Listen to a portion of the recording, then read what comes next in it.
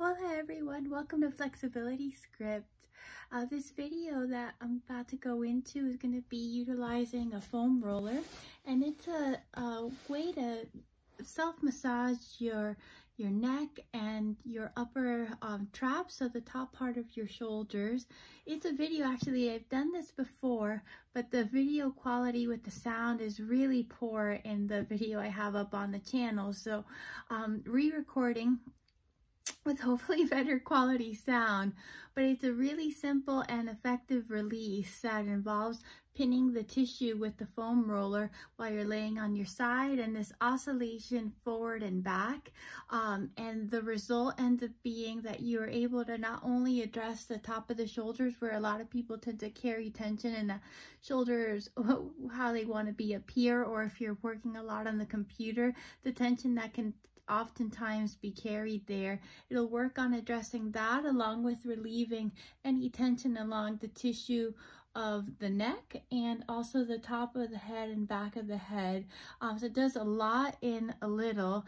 It helps with if you're dealing with headaches and things like that affiliated to the tension or possibly pain that sometimes can be carried there. That's a more of a muscular type of pain.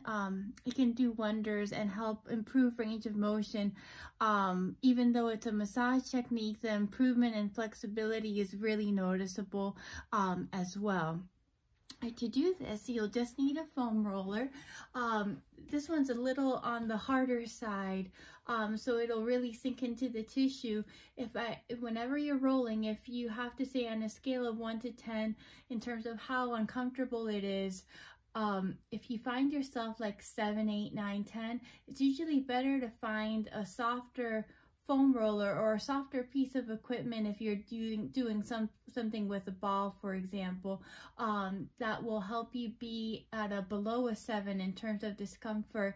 That way you can be able to really breathe and relax, so that your nervous system can also relax and have an effect on the tissue. So to do this release, you're going to be side lying, and you're pretty much taking that foam roller and you're placing it so that you're laying on your side, like the side of the your neck on the roller itself.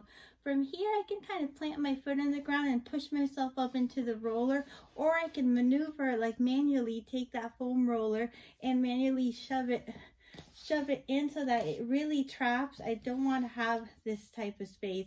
If you think about your ear, you want to have that shoulder be right below the ear so that the ear is hanging off on the edge of the foam roller, and that foam roller is coming up to the top of the shoulders. This bottom hand, if you were to take it and if you were to reach it away, you'll help create a space between your shoulder and your ear to be able to roll a little bit deeper onto that foam roller. Now, once you're here, this top hand, this other hand, this free hand, you can place it on the top of your head, and that will help like gently push your head down into the roller. And this part is important because as you begin doing the movement, this oscillation forward and back, there's a tendency to want to hold your head up as you're rolling. So that hand on the top of your head automatically helps prevent your head from wanting to unconsciously lift up off the foam roller. So once you have your hand on the top of your head, anywhere you feel comfortable, to try to pin the tissue down a little bit more. What you want to think is that you're thinking like you have like an apple, for example, between your chin and your chest, and you're really working on having the movement come from the body. So the apple, imagine it's there, and that you don't want to lose it as you oscillate back out of 45 and as you oscillate forward out of 45. This hand stays down, so you really want to think about letting the sternum, meaning your chest, right here, let that sternum lead the way up out of 45-degree towards the ceiling, and then from there coming down, and you can kind of turn just a little bit more towards that roller. Feel free to maybe lift your head up a little bit to capture a little bit more of the tissue. Then keep that head in position as you think about letting the body lead the way. The tendency here is that you'll want to move your head and do that try not to do that. Try to think about keeping the tissue pinned, and instead let your body lead the way, and then your head just follows along. So your neck kind of stays in a stable position all throughout the motion.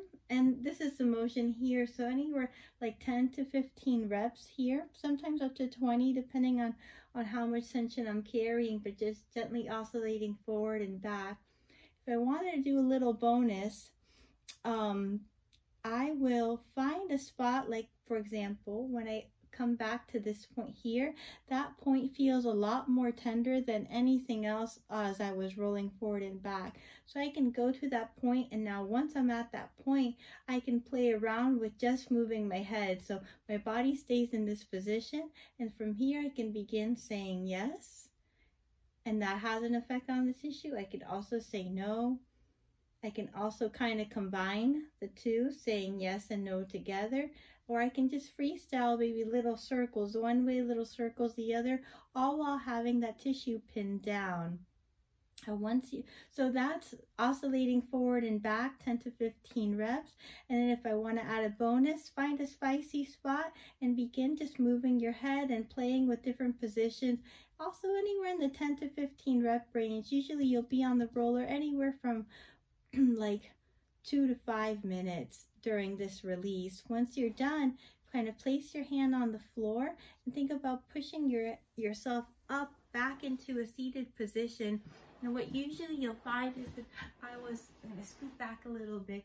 If when you're all done, is that you'll usually see that the shoulder that you've done is just a little bit happily depressed, like away from the ear, and that you've created this space. And also if you were to move your head and neck and your shoulder, you'll find that you have an improvement in that range of motion and the ease of movement in the tissue. You repeat and do the same thing on the other side. What I usually say is, if when you do, let's say you do the side that tends to be a little more bothersome, when you go to switch and do the other side, if you find that it's not as spicy, not as tender, it's almost like a good hurt, if you may want to do less repetition on that side, that way you can even things out, and have that other shoulder be also equally happily depressed away from the ear where it belongs. So give it a try. I hope it helps.